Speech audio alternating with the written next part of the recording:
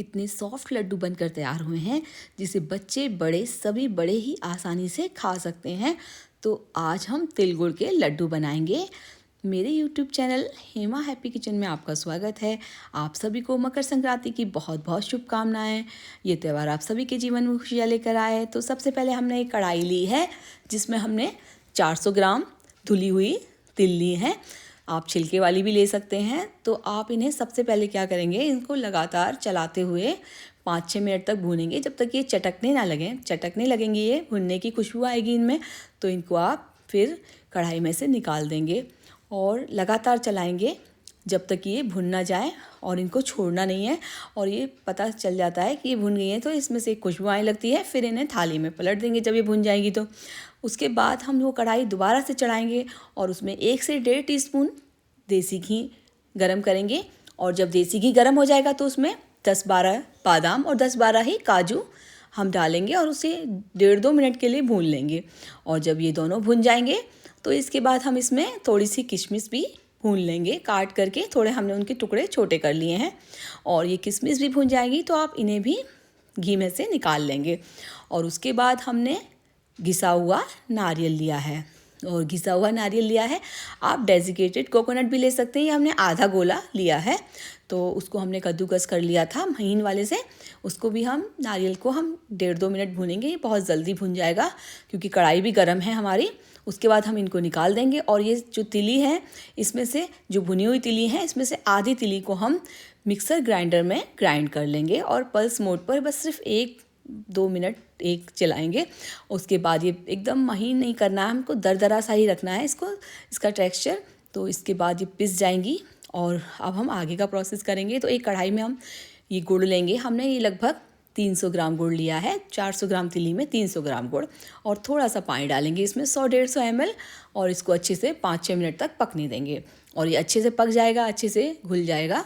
तो फिर हम इसमें बाकी की चीज़ें डालेंगे। जब ये खौल जाएगा तो हम इसमें थोड़ी सी कुटी हुई ये इलायची डालेंगे, हरी इलायची 5-6। और ये इसका टेक्सचर भी आप देख लें, जब ये हो जाएगा तो बिल्कुल तार जैसा चिपकने लगे।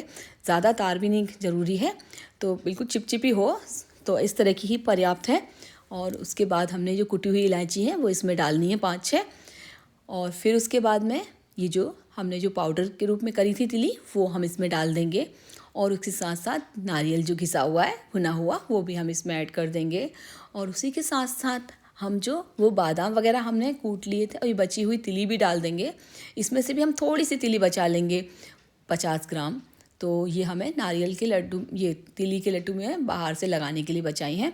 और ये बचे हुए जो ड्राई फ्रूट्स वगैरह हैं, किशमिश हैं और जो हमने बादाम और काजू हैं, उनको भी हमने दरदरा पीस लिया है जिससे कि वो दांतों में खाने में ना आए। बुज़ुर्ग वगैरह, बच्चे वगैरह आसानी से खा लें। ये लड्डू हम उन्हीं के लिए विशेष रूप से बना रहे हैं जिन्हें कि ड्राई फ्रूट्स खाने में दिक्कत होती है, टाइट लगती हैं चीज़ें। तो इस तरह से आप बनाएंगे तो वो बहुत ही ईज़िली खा सकेंगे। बच्चे, बुज़ुर्ग सभी के लिए बहुत ही अच्छे रहते हैं। तो ये सारी चीज़ें हमने अच्छे से मिक्स कर दी। और उसके बाद थोड़ा सा देसी घी लिया है हमने, 3-4 टीस्पून।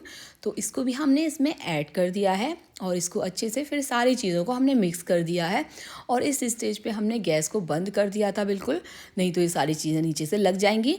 और फिर ये चीज़ें हमने थोड़ी देर के लिए ठंडा होने के लिए रख दी थी, 5-10 मिनट के लिए। उसके बाद हम इसके लड्डू बनाएंगे। और लड्डू आप अपनी मनपसंद साइज़ के बनाएं। आप बड़े बनाना चाहें तो बड़े बनाएं, छोटे बनाना चाहें तो छोटे बनाएं। तो फिर इस तरह से लड्डू को बना करके हम इसे तिल, जो हमारे पास तिल बची हुई हैं, उसमें अच्छे से रोल कर लेंगे तिल में। तो ये त्योहार से तिल जो लगेंगी बहुत ही अच्छी लगेंगी देखने में, खाने में भी बहुत टेस्टी लगते हैं, क्रंची से। और इस तरह से हमने सारे लड्डू बनाकर तैयार कर लिए। और हमारे इतने बैटर से लगभग 40 लड्डू बनकर तैयार हुए हैं। तो हमने ज़्यादा बड़े नहीं बनाए हैं, मीडियम साइज। तो इस तरह से हमने सारे लड्डू बनाकर तैयार कर लिए हैं। तो हमारे ये लड्डू बनकर तैयार हैं। तो आपको मेरी रेसिपी पसंद आए तो मेरे चैनल को सब्सक्राइब कीजिए, लाइक कीजिए, कमेंट कीजिए।